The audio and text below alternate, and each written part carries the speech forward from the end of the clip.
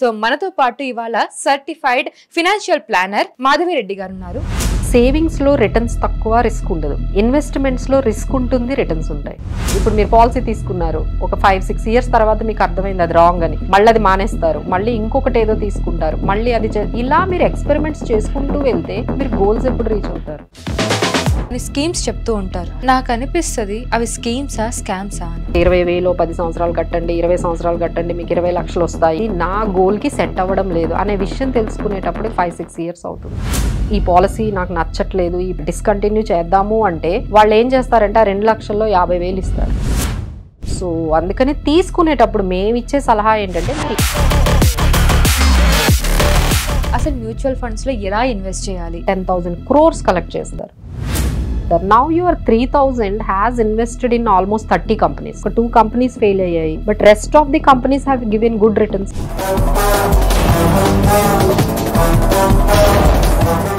Chits అనేది real, దాంట్లో మోసాలు ఎక్కువ జరుగుతాయా? చేయొచ్చా? ఇన్వెస్ట్మెంట్ పర్పస్ కింద యూజ్ చేసుకోవచ్చా? ఎవరైనా ఇన్వెస్ట్మెంట్స్ చేసేది దేనికోసం? రిటర్న్స్ లో ఎంత రిటర్న్స్ వస్తాయని మీ ఎక్స్పెక్టేషన్. మోసాలు కూడా బాగా జరుగుతున్నాయి. సో ఇన్ని ప్రాబ్లమ్స్ అవసరమా?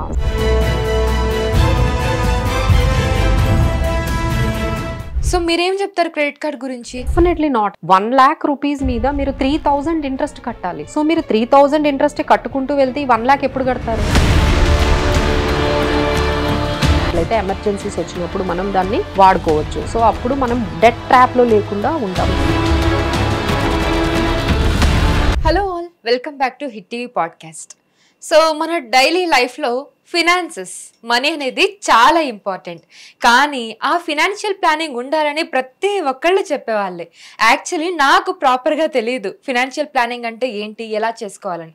నాకు తెలిసి మీలో చాలా మందికి కూడా ఈ డౌట్స్ చాలా ఉంటూ ఉంటాయి. అసలు మనీ సంపాదిస్తాం, దాన్ని ఎలా స్పెండ్ చేయాలి, మరి దాన్ని సేవ్ చేయాలి, సేవ్ చేసిన దాన్ని ఇన్వెస్ట్ చేయాలని కూడా చెప్తున్నారు చాలామంది. సో ఈ ప్రాసెస్ ఎలాగా? ఒక 30,000 జీతం వచ్చేవాళ్ళు వాళ్ళు ఎలా సేవ్ చేయాలి, ఎలా దాన్ని ఇన్వెస్ట్ చేయాలి, ఇది సాధ్యమేనా? సో నాకు బోలెడని క్వశ్చన్స్ ఉన్నాయి. సో మనతో పాటు ఇవాళ certified financial planner Madhavi Reddy గారు ఉన్నారు. ఆడితో మాట్లాడి నాకున్న ఫైనాన్షియల్ డౌట్స్ అన్ని అడిగి తెలుసుకుందాం. నమస్తే మ్యామ్. నమస్తే. ఎలా ఉన్నారు? Yeah good, how are you? Yeah thank you so much ma'am, చాలా బాగున్నాను. మ్యామ్, ఫినాన్సెస్ అనగానే చాలా మందికి డబ్బు అంటే అందరికీ నీడే. కానీ ఆ డబ్బుని ఎలా వాడాలి, ఎలా సేవ్ చేయాలి, ఎలా ఇన్వెస్ట్ చేయాలి అనేది అసలు most of the people they don't know. నాకు చాలా డౌట్ ఉంది, ఎలా చేయాలి ఏంటి అని. ఒక 30,000 జీతం సంపాదించే వాళ్ళు దాన్ని ఎలా స్పెండ్ చేయాలి, ఎలా సేవ్ చేయాలి, ఎలా ఇన్వెస్ట్ చేయాలి? సో ఫస్ట్ మనము అసలు ఎందుకు ఈ సేవింగ్స్ చేయాలి, ఎందుకు ఈ ఇన్వెస్ట్మెంట్స్ చేయాలి అనే దాని గురించి మనం అర్థం చేసుకుందాం. ఓకే, సో ఫస్ట్ అప్పట్లో మనకి ఏ ఇష్యూ వచ్చినా, ఏ ప్రాబ్లమ్స్ వచ్చినా మీకు ఒక జాయింట్ ఫ్యామిలీ సిస్టమ్ ఉండేది. అవును. ఏదైనా మీకు ఒక ఎగ్జాంపుల్, మీకు ఏదైనా బాగాలేదు, ఒంట్లో బాగాలేదంటే మీ ఫ్యామిలీ వాళ్ళందరూ వచ్చి మిమ్మల్ని చూసుకోవడం. లేదు మీకు జాబ్ పోయింది అనుకోండి, so other people are coming and helping you. ఇట్లా మనకి అప్పట్లో ఇంత ఈ ఫైనాన్షియల్ ప్లానింగ్ గురించి అవసరమే లేదు. ఎందుకంటే we used to live in a combined family, everyone used to help you. But is it the same way now? If you have any problems who will come to you? Nobody. No one will come. Only ఒక call చేసి మిమ్మల్ని పలకరిస్తారు అంతేగాని, but ఫైనాన్షియల్గా మీరు help చేసి మిమ్మల్ని ఆ problem నుంచి తీసుకొచ్చేంత వరకు అసలు చాలా ఈ ఆస్పెక్ట్ వచ్చేసరికి చాలా సెల్ఫిష్ అయిపోతారు. ఎందుకంటే ఎవరి ఇష్యూస్ వాళ్ళకుంటాయి కాబట్టి. సో మనం we can not do that. So అలా ఏంటంటే that now it has become, it's not a choice. ఇప్పుడు మనకు చాయిస్ లేదు. పర్సనల్ ఫైనాన్సెస్ అనేది ఈజ్ ఎ నీడ్. మనల్ని మనం సెక్యూర్ చేసుకోవాలి. ఎందుకంటే life is very uncertain, right? ఈ రోజు మీ జాబ్ ఉంటుందండి, నెక్స్ట్ మంత్ అసలు ఇమీడియట్ గా పిలిచి ఫైర్ చేసేస్తూ ఉంటారు. అవును. సో వాళ్ళ పరిస్థితి ఏమవుతుంది? So it's very tough, right? Because అప్పుడు అంత అన్సర్టనిటీస్ లేవండి. When we are talking about when there is no financial planning. అప్పుడు ఏంటంటే వాళ్ళకి అవసరం లేదు, ఎందుకంటే అంత అన్సర్టనిటీస్ లేవు. ఇప్పుడు మీ పర్సనల్ లైఫే చాలా అన్సర్టనిటీగా ఉంటుంది. యువర్ పర్సనల్ లైఫ్ లో ఏం జరుగుతుందో మీకే తెలియదు. అలానే మీ ప్రొఫెషనల్ లైఫ్ లో కూడా ఎలాంటి అప్స్ అండ్ డౌన్స్ వస్తాయో మీకు తెలియదు. అలానే ఇప్పుడున్న పొల్యూషన్ కి, ఇప్పుడున్న సిచ్యువేషన్ కి ఏ వైరస్ వస్తుందో తెలియదు, ఎప్పుడు మనం సిక్ అయిపోతామో తెలీదు. సో ఇన్ని అన్సర్టనిటీస్ లో without planning how can you survive? Without planning మనం సర్వైవ్ అవ్వగలమా? అలానే ఏమి రాకుండా ఉంటుందా? Anything can come, any time can come. So are we prepared? Are we well prepared to to face that problems that we are going to get in the future. So uncertainties అనేవి ప్రతి లైఫ్లో వస్తాయండి, మనం ఆపలేము. సో మనం ఎంత రెడీగా ఉన్నాము, so దానికి మనం ఏం చెప్తాము, we have to do that some personal financial planning అనేది చేసుకోవాలి. ఫస్ట్ థింగ్ ఏంటంటే ఎమర్జెన్సీ ఫండింగ్ అనేది మనం పెట్టుకోవాలి. ఎప్పుడు ఏమైనా మనం ఇప్పుడే అనుకున్నాం కదా, మీకు జాబ్ ఫైర్లో అవ్వచ్చు, లేదా మీకు శాలరీ ఒక 1 month హోల్డ్ చేయొచ్చు కదా. జరగచ్చు. అన్ని కంపెనీలు 1వ తేదీనే ఏం లేదు కదా. అలా అని 1 month ఇవ్వలేదని మీరు మానేయగలరా? వెంటనే జాబ్ వచ్చేస్తుందా? రాదు కదా. మరి 1 month మీ దగ్గర వెనకాల బ్యాక్ ఏమీ లేకుండా ఎట్లా సర్వైవ్ అవుతారు? ఎంత ఇబ్బంది పడిపోతారు? ఇలాంటప్పుడే చాలా మిస్టేక్స్ చేస్తాం కదా. క్రెడిట్ కార్డ్ వాడేయడం కానీ, దాని మీద 36% to 40% ఇంట్రెస్ట్. Exactly ma'am. ఇప్పుడు ప్రతి ఒక్కళ్ళు ఎంప్లాయీస్ గా ఉన్న ప్రతి ఒక్కరికి ఉంటుంది క్రెడిట్ కార్డ్ అనేది. అదేంటంటే ఒక ఎమర్జెన్సీ ఫండ్ లా ఫీల్ అవుతున్నారు. సో మీరేం చెప్తారు క్రెడిట్ కార్డ్ గురించి? డెఫినెట్లీ నాట్ అండి. ఎందుకంటే ఎమర్జెన్సీ ఫండ్ మనం క్రియేట్ చేసుకున్నట్లయితే వాళ్ళకి 40% ఇంట్రెస్ట్ ఎందుకు ఇవ్వాలి? 1 lakh rupees మీద మీరు 3,000 ఇంట్రెస్ట్ కట్టాలి. సో మీరు 3,000 ఇంట్రెస్ట్ కట్టుకుంటూ వెళ్తే 1 lakh ఎప్పుడు కడతారు? So you are getting in to some kind of vicious cycle అంటాం. కానీ ఇంకొంతమంది అంటారు కదా మ్యామ్, అంటే క్రెడిట్ కార్డు కూడా యూజ్ చేయడం వస్తే చాలా బాగా యూజ్ అవుతుంది. బట్ అది అందరి వల్ల సాధ్యం కాదు కదండి. మేబీ ఆ కేటగిరీ వాళ్ళు మేబీ 10% ఉండొచ్చు. ఇప్పుడు క్రెడిట్ కార్డ్ని ఎలా వాడాలి? మనం 50,000 ఖర్చు పెట్టామంటే మళ్ళీ నెక్స్ట్ 20,000 వాడాలి అంటే ఈ 50,000 కట్టి 20,000 వాడాలి. మీరు చేస్తారు అలాగా? 80% పీపుల్ డోంట్ డూ కదా. అంటే బేసిక్ అమౌంట్ ఉంటుంది కదా, amount pay basic amount pay చేస్తారు. కరెక్ట్. మిగతా దాని మీద మరి ఎవరు పే చేస్తారు? దాని మీద ఇంట్రెస్ట్ పే చేయాలి కదా. అండ్ దెన్ దాంతో పాటుగా ఈఎంఐ ఆప్షన్ కూడా ఉంటుంది కదా మ్యామ్, కన్వర్షన్ చేసుకోవచ్చు. ఇప్పుడు 50,000 ఉంటే మళ్ళీ దాన్ని ఈఎంఐ గా కన్వర్ట్ చేస్తారు కదా. ఎంత ఇంట్రెస్ట్ రేట్ పడొచ్చు దాని మీద? మళ్ళీ 36% అండి. 36% అంటే ఇప్పుడు మనకి ఏంటంటే వాళ్ళు ఒక రకంగా ఏంటంటే దాన్ని పర్సనల్ లోన్ లాగా మేము కన్వర్ట్ చేసేస్తున్నాము, సో మనకి ఇంట్రెస్ట్ ఎక్కువ అవుతుంది. అందులో కూడా 14-15% అంటారు. మళ్ళీ అగైన్ మీకు మళ్ళీ అదే నీడ్ వస్తుంది మళ్ళీ ఒక 6 months అయిన తర్వాత. ఇంకేంటంటే ఒక రకమైన సైకిల్లోకి వెళ్ళిపోతున్నారండి. మా దగ్గర కూడా చాలా మంది క్లయింట్స్, అవునండి, మా దగ్గర కూడా క్లయింట్స్ ఎట్లా ఉంటారంటే ఒక 4-5 కార్డ్స్, ఆ కార్డ్స్ లో ఇంకా లిమిట్ అయిపోయిన తర్వాత యాప్స్, లోన్ యాప్స్ లోకి వెళ్తారు. అక్కడ నుంచి మనం చూసే టార్చర్ చాలా మందిని చూసాం, సూసైడ్స్ కూడా చేసుకుంటూ ఉంటారు. సో ఇలా ఏంటంటే మీరు ఒక లెవెల్ నుంచి ఇంకొక లెవెల్ అలా ట్రాప్ లోకి వెళ్ళిపోతారు, డెట్ ట్రాప్ లోకి. సో ఇవన్నీ ఎందుకు జరుగుతున్నాయి మీ లైఫ్ లో? Because you don't have any emergency fund. మీకున్న సిచ్యువేషన్ లో ఏమైనా అయితే ఒక ఎమర్జెన్సీ ఫండ్ ఉన్నట్లయితే మీరు ఇలా ప్రతిదానికి ఒక యాప్ ద్వారా కానీ లేకపోతే ఎవరినైనా అడిగి తీసేసుకోవడము, అంటే ఆ టైంలో ఏది అవైలబుల్ గా ఉంటే తీసుకుంటారు. అంటే మీరు అన్నట్టు ఈ ఎమర్జెన్సీ ఫండ్ ఎలా క్రియేట్ చేసుకోవాలి? దట్స్ వాట్ అండి. మీకు ఏంటంటే శాలరీలో ఇప్పుడు మీకు కొంత అమౌంట్ కానీ పక్కన పెట్టిన అంటే ఒక 2-3 months అండి. అంటే ఎగ్జాంపుల్ మీ బేసిక్ ఎక్స్పెండిచర్ 20,000 అనుకోండి, 60,000 రూపీస్. మీరు అలా ఒక 3 months కూడా శాలరీ రాకపోయినా మీరు ఇది బేసిక్ లైఫ్ అయితే ఆగిపోదు కదా. సో అలా ఆ 3 months ఒక సేవింగ్స్ లాగా ఒక పక్కన మనం పెట్టుకున్నట్లయితే ఎమర్జెన్సీస్ వచ్చినప్పుడు మనం దాన్ని వాడుకోవచ్చు. సో అప్పుడు మనం డెట్ ట్రాప్లో లేకుండా ఉంటాం. That is the first rule. మనము ఎమర్జెన్సీస్కి వెల్ ప్రిపేర్డ్గా ఉన్నామా. సెకండ్ రూల్ ఏంటంటే ఇప్పుడు మనకి హెల్త్ ఇన్సూరెన్స్, హెల్త్ ఏమైనా మనకి డిట్రాయిట్ అయింది అనుకోండి, సో ఏమవుతుంది ఈ రోజుల్లో హాస్పిటలైజేషన్ ఛార్జెస్ మీరు చూస్తారు కదా, 50,000, 1 lakh. అసలు కావాలనే మిమ్మల్ని 3 days అన్నా అక్కడ పెట్టి మీకు 1 lakh బిల్ హాస్పిటలైజ్ చేయించి ఒక బెడ్ బుక్ చేసి మిమ్మల్ని ఆ టెస్ట్లని ఈ టెస్ట్లని ఒక బిల్లు 70,000 వచ్చి గుర్తొస్తాయి మ్యామ్ లిటరలీ కొన్ని సందర్భాల్లో. That's what. సో ఏంటంటే ఇప్పుడు దాన్ని అయితే ఇప్పుడు మనం ఒంట్లో బాగాలేనప్పుడు డెఫినెట్ గా హాస్పిటల్కి వెళ్తాం. ఒకసారి మనం అక్కడ వెళ్ళిన తర్వాత మన చేతిలో ఏముండదు. Until they discharge we have to be there. So అలాంటప్పుడు మీకు ఒక హెల్త్ ఇన్సూరెన్స్ ఉందనుకోండి, ఏమవుతుంది, so entire amount will be reimbursed by the company. So ఆ హెల్త్ ఇన్సూరెన్స్ లేకపోతే ఏమవుతుంది, మళ్ళీ మీరు ఎక్కడో లోన్ తీసుకుంటారు. మరి ఆ బిల్ పే చేయాలి కదా. బిల్ పే చేయాలంటే లోన్ తీసుకోవాలి. మళ్ళీ మీరు ఆ లోన్ అనే డెట్ ట్రాప్లోకి వెళ్తారు. మళ్ళీ ఈ లోన్స్ అన్ని ఎప్పుడు తీరుస్తారు? మళ్ళీ మీ లైఫ్ అనేది ఇంకొక 5 years బ్యాక్ వెళ్ళిపోతుంది. Have you observe this? ఈ ప్రాబ్లం నుంచి మీరు బయటికి రావడానికి మీ లైఫ్ ఇంకొక 5 years వెనక్కి వెళ్ళిపోతుంది. సో ఇలా మీరు వెనక్కి వెళ్ళి మళ్ళీ ముందుకు వచ్చి మళ్ళీ ఏదో ప్రాబ్లం వస్తే మళ్ళీ వెనక్కి వెళ్ళి ఇంకెప్పుడు ముందుకు వెళ్తారు? That's how people get in to that kind of situation. So దానికి ఏంటంటే ఒక హెల్త్ ఇన్సూరెన్స్ తీసుకోవాలి. తర్వాత హెల్త్ ఇన్సూరెన్స్ ఎలా తీసుకోవాలి? అంటే ఇప్పుడు హెల్త్ అంటే ప్రతి ఒక్కళ్ళకి హెల్త్ ఇన్సూరెన్స్ ఉండాలి అని అంటారు. ఆ హెల్త్ ఇన్సూరెన్స్ ఎలా తీసుకోవాలి? సో హెల్త్ ఇన్సూరెన్స్ లో 2 ఉంటాయండి, individual policy and family floater అంటారు. ఇప్పుడు మేము అందరికి కూడా ఫ్యామిలీ ఫ్లోటరే చెప్తున్నాం. ఫ్యామిలీ ఫ్లోటర్ అంటే మీరు, మీ మదర్ ఉన్నారు, మీ సిస్టర్ ఉన్నారు, లేదు అంటే మ్యారీడ్ కపుల్ ఉన్నారు, సో వాళ్ళిద్దరు వైఫ్ అండ్ హస్బెండ్, లేదు వాళ్ళ కిడ్స్ కూడా, అందరికీ కలిపి ఒక ఫ్యామిలీ పాలసీ తీసుకోవచ్చు. So that would be very easy. అది ఒక 10 lakhs అట్లా మినిమం అయినా మనం తీసుకున్నట్లయితే ఆ 4 members ఎవరైనా వాడుకోవచ్చు ఆ 10 lakhs అంతా.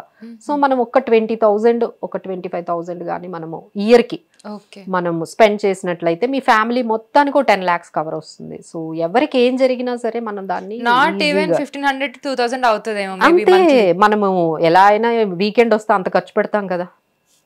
So that's equal to 1 month. మనకి 1 monthకి 2,000 అవుతుంది అని మీరు మైండ్లో పెట్టుకుంటే మీకు కంప్లీట్గా ఫ్యామిలీ అందరికీ కవరేజ్ అవుతుంది. ఇప్పుడు మీ ఇంట్లో చిన్నపిల్లలు ఉన్నారంటే చూస్తున్నాం కదండి, ఇప్పుడు ఊరికి సిక్ అవుతారు, వెంటనే హాస్పిటలైజ్డ్ అంటారు, ఒక 4-5 days ఉంచుతారు. పిల్లల విషయంలో మరీ మనం సెక్యూర్గా ఉంటాము. So we'll take it some private హాస్పిటల్కి తీసుకెళ్తాం. సో బిల్ ఎంత వస్తుంది? సో ఇలాంటివన్నీ మనం ఒక్కసారి ఆలోచించుకుంటే డెఫినెట్లీ హెల్త్ ఇన్సూరెన్స్ అనేది ఒక ఫ్యామిలీకి చాలా ఇంపార్టెంట్. తర్వాత ఆర్గనైజేషన్లో కూడా కొంతమందికి, పెద్ద పెద్ద కంపెనీలో వర్క్ చేసే వాళ్ళకి ఆర్గనైజేషన్లో కూడా కొంత కవరేజ్ ఇస్తారు. సో అది ఒకటి మెయింటైన్ చేయండి. మీ పర్సనల్ది కూడా మెయింటైన్ చేస్తే బాగుంటుంది. అంటే చాలా మంది ఏంటంటే, మేడం మాకు ఎందుకు హెల్త్ ఇన్సూరెన్స్ మా ఆఫీస్లో ఇస్తున్నారు అంటారు. బట్ మీరు ఆఫీస్లో ఫర్ ఎవర్ ఉంటారా? ఆఫీస్ మారుతూ ఉంటారు, ఆఫీస్కి మళ్ళీ ఇంకొక జాబ్కి బ్రేక్ రావచ్చు, ఉండకపోవచ్చు, మళ్ళీ మీరు బ్రేక్లో ఉండొచ్చు. సో అప్పుడు ఏమైనా అయితే, సో బెటర్ ఏంటంటే మనం ఒక పర్సనల్గా ఆర్గనైజేషన్తో కవర్తో సంబంధం లేకుండా మనము ఒకటి మెయింటైన్ చేస్తే బాగుంటుంది. అలానే మనం ఒక టర్మ్ ఇన్సూరెన్స్ తీసుకోవాలి. టర్మ్ ఇన్సూరెన్స్ అంటే example, is a person is the bread winner, ఆయన మీదే మొత్తం ఫ్యామిలీ అంతా, లేదు మీ మీదే మొత్తం ఫ్యామిలీ అంతా డిపెండ్ అయ్యారు అనుకోండి, ఒక్కసారి మీ ఇన్కమ్ ఆగిపోతే ఆలోచించి చూడండి మీ డిపెండెన్స్ పరిస్థితి. చాలా ఘోరంగా ఉంటుంది. మనం కోవిడ్ టైంలోనే చూసాం ఇలాంటి అందరూ అసలు ఎంత ఇబ్బంది పడిపోయారు ఫైనాన్షియల్ గా. అప్పుడేనండి ఈ పర్సనల్ కోవిడ్ టైం తర్వాతనే ఎవ్రీవన్ హ్యాస్ రియలైజ్డ్ మనకి పర్సనల్ ఫైనాన్సెస్ ఎంత ఇంపార్టెంట్ అనేది అప్పుడే బాగా రియలైజ్ అయ్యారు. So people now they are taking the health insurance properly. Awareness create అయిందండి. ఆ తర్వాత చూసిన తర్వాత, అన్ని ఎగ్జాంపుల్స్ చూసిన తర్వాత పీపుల్ హ్యావ్ రియలైజ్డ్, అమ్మో మనకి కొంచెం పర్సనల్ ఫైనాన్సెస్ ని మేనేజ్ చేసుకోవాలి, మెయింటైన్ చేసుకోవాలి అనేది. కానీ ఇక్కడ ఏమవుతుందంటే అన్ని స్టార్ట్ చేస్తున్నారు, బట్ ఏంటంటే ఒక కన్ఫ్యూజన్తో, లేకపోతే మార్కెటింగ్ వల్ల కొన్ని స్టెప్స్ తీసుకుంటూ ఉంటారు. ఎగ్జాక్ట్లీ. అంటే ఇందాక మీరు చెప్పినట్టు హెల్త్ ఇన్సూరెన్స్ అండ్ ఇంకొకటి ఎల్ఐసి పాలసీస్ కానివ్వండి, కొన్ని స్కీమ్స్ చెప్తూ ఉంటారు. అవును, నాకు అనిపిస్తుంది అవి స్కీమ్సా స్కామ్సా? అవునండి. So what do you say about it? Definitely అండి. అంటే ఇప్పుడు ఒక పాలసీ తీసుకుంటారండి, మా దగ్గర కూడా క్లయింట్స్ వస్తారు, ఒక 5-6 పాలసీలు ఉంటాయి వాళ్ళ దగ్గర. సార్ ఏంటి సార్ ఇది, ఎండోన్మెంట్ పాలసీనా, మనీ బ్యాక్ పాలసీనా, యూలిప్ అంటే, అంటే ఏంటి మేడం అని అడుగుతారు. అంటే వాళ్ళు తీసుకున్న పాలసీ గురించి వాళ్ళకి తెలియదు. అంటే అంతలాగా వాళ్ళు, అంటే ఇగ్నోరెంట్గా, మీరు ఒక పర్సన్ వచ్చి మీకు ఏదైనా ఎక్స్ప్లెయిన్ చేస్తే, మీరు ఒక 20,000 10 సంవత్సరాలు కట్టండి, 20 సంవత్సరాలు కట్టండి, మీకు 20 లక్షలు వస్తాయి, ఇవి వినేసి వాళ్ళు తీసేసుకుంటూ ఉంటారు. బట్ నిజంగా ఆ పాలసీ దేనికి తీసుకుంటున్నాము అనే దాని గురించి అసలు ఐడియా ఉండదండి. అసలు పాలసీ పేరు గుర్తుపెట్టుకోరు ఫస్ట్. ఆ పాలసీ ఎండోన్మెంటా, మనీ బ్యాకా, యూలిపా, అసలు ఏంటి ఈ పాలసీ అనేది వాళ్ళకి తెలియదు. But they are maintain almost 4-5-6 policies. But later they will realise one day, అంటే ఒక 4 years 5 years తర్వాత రియలైజ్ అవుతారు, ఇవి నేను తీసుకున్నవన్నీ రాంగ్, ఇది నా గోల్కి సెట్ అవ్వడం లేదు అనే విషయం తెలుసుకునేటప్పుడు 5-6 years అవుతుంది. Then what you will do? Nothing.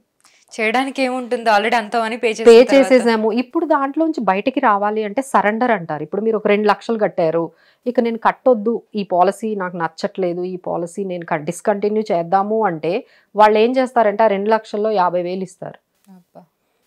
మనమే నష్టపోతున్నాం. సో ఈ ఎల్ఐసి పాలసీల్లో కూడా డిఫరెంట్ టైప్స్ ఉంటాయి. అవునండి, మనీ బ్యాక్, ఎండోన్మెంట్. ఇందులో ఏంటంటే ఇన్వెస్ట్మెంట్ అనేది కొన్ని ఉంటాయండి, సేవింగ్స్ అనేది.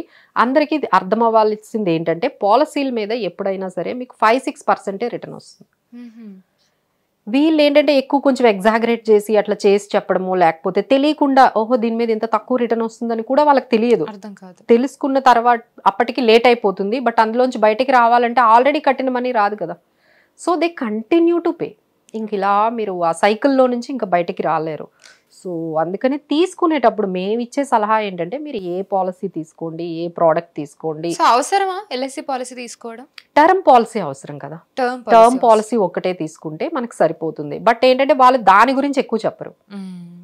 టర్మ్ పాలసీలో ఎంత అమౌంట్ పే చేయాల్సి ఉంటుంది, అసలు ఎవరు తీసుకోవాల్సి ఉంటుంది? అదే ఎవరైతే మెయిన్ ఇన్కమ్ ఎర్న్ చేస్తున్నారో, మీ మీద చాలా మంది డిపెండెంట్స్ అంటే మీ స్పౌస్ కానీ, మీ కిడ్స్ కానీ, మీ పేరెంట్స్ కానీ మీ ఇన్కమ్ మీద డిపెండ్ అయ్యి ఉన్నారు అనగానే మీరు తీసుకోవాలండి. ఎంత ఎర్లీగా తీసుకుంటే మీకు ప్రీమియం అంత తక్కువ ఉంటుంది. Example if you have started at 25లోనే మీరు ఒక 1 crore కి పాలసీ తీసుకుంటే 20,000 తోనే అయిపోతుంది, 15,000 ఇయర్కి. అదే కాకుండా మీరు 30-35లో తీసుకున్నారు అనుకోండి, దట్ విల్ కాస్ట్ యూ 50,000. అచ్చా, అంటే మన ఏజ్ పెరిగే కొద్దీ అమౌంట్ పెరుగుతూ ఉంటుంది. సో అందుకనే మేము అందరికీ సజెస్ట్ చేసేది ఏంటంటే తక్కువ ఉన్న ఏజ్ లోనే తీసేసుకోండి, మీకు అదే ప్రీమియం ఇక 60-70 ఇయర్స్ వరకు సేమ్ ప్రీమియం ఉంటుంది. ఓకే, అంటే ఇప్పుడు ఏజ్ పెరుగుతుంది కదా అని స్టార్టింగ్ లో 25 ఇయర్స్ అలా ఏముండదండి. ఒక్కసారి ఒకటి ఫిక్స్ అయ్యారంటే ఒక 20,000 అని, that will continue till the term. That is called term policy. ఈ టైంలో మీకు ఏం జరిగినా వాళ్ళు 1 crore ఇచ్చేస్తారు మీ ఫ్యామిలీకి, మీ నామినీకి ఎవరు ఉంటే. సో అది కూడా అందుకనే మేము ఏం చెప్తామంటే ఎర్లీగా తీసేసుకున్నారు అనుకోండి, it will be very very easy for you to pay and very less amount తోనే మనకు అయిపోతూ ఉంటుంది. అలానే హెల్త్ ఇన్సూరెన్స్ కూడా అండి, మీకు ఏజ్ తక్కువ ఉండి మీరు ఇప్పుడు హెల్తీగా ఉన్నారు, యు ఆర్ యంగ్, మీకు చాలా తక్కువకి వస్తుంది. బట్ వెన్ యూ హ్యావ్, అందరూ ఏంటంటే కొన్ని ప్రాబ్లమ్స్ వచ్చిన తర్వాత తీసుకోవాలనుకుంటారు, బట్ అట్ ద టైం మీకు ఆల్రెడీ ఇష్యూస్ వచ్చాయి కదా, so it will be very costly. So మనం హెల్దీగా ఉన్నప్పుడు, యంగ్ గా ఉండేటప్పుడు ఇవన్నీ తీసేసుకుంటే ఇట్స్ సో ఈజీ. సో మీరు చెప్పిన పాయింట్స్ ఇప్పుడు ఏవైతే ఉన్నాయో రియల్లీ నెసెసరీ టు అండర్స్టాండ్. ఎందుకు అవేర్నెస్ లేదు? నిజంగా ఫినాన్షియల్ ప్లానింగ్ లో ఇది మెయిన్ పార్టే కదా. అవునండి. సో ఎక్కడ ఉండాలి అవేర్నెస్ అనేది? అంటే యాక్చువల్ గా మనకి ఫైనాన్షియల్ లిటరసీ ఇండియాలో మనం కంపేర్ చేసుకుంటే మిగతా డెవలప్డ్ కంట్రీస్తో, వాళ్ళందరూ కూడా 50-60% వాళ్ళందరికీ మ్యూచువల్ ఫండ్స్ అంటే ఏంటో తెలుసు, రిస్క్ మేనేజ్మెంట్ అంటే తెలుసు, స్టాక్స్ అంటే తెలుసు, పోర్ట్ఫోలియో మేనేజ్మెంట్ అంటే తెలుసు, అసెట్ అలొకేషన్ అంటే తెలుసు. ఇప్పుడు మన వాళ్ళకి ఎంతమందికి తెలుసు? ఇక్కడ మనకి ఇండియాలో financial literacy only 20% people have know that. 80% పీపుల్కి ఈ టర్మినాలజీ తెలియదు కంపేర్ టు డెవలప్డ్ కంట్రీస్. వాళ్ళు తెలుసుకోవాలనుకుంటేనే వాళ్ళు తెలుసుకుంటున్నారు, అంతేనండి, అంతే. బట్ ఏంటంటే మనకి ఏంటంటే అసలు యాక్చువల్గా we are also asking for the government, ఇదేంటంటే ఒక సబ్జెక్ట్ లాగా మీకు నేర్పించారు అనుకోండి, మీకు మ్యాథ్స్ నేర్చుకుంటారు, మీరు సైన్స్ నేర్చుకుంటున్నారు, అన్ని నేర్చుకుంటున్నారు, బట్ మనీ గురించి ఎందుకు నేర్చుకోకూడదు? మేబీ అట్ ఇంటర్ లెవెల్లో అయినా ఒక సబ్జెక్ట్ పెట్టచ్చు. ఏది నెసెసరీయో అది కంపల్సరీ ఉండాలి, ఏది నీడో అది లేదు అని అంటారు. సో అది ఒక సబ్జెక్ట్ కానీ మీకు కానీ ఒకటి ఉన్నట్లయితే ఇంటర్లోనే, so you might knowing all the things, but మన దగ్గర ఆ సబ్జెక్ట్, మనీ అనే ఆ సబ్జెక్ట్ అనేది మనకి లేకపోవడం వల్ల, so many people are not aware of, మీరు ఒక్కటే కాదు చాలా మందికి ఈ టర్మ్స్ ఇవన్నీ ఎలా మెయింటైన్ చేయాలి అనేది తెలియదు.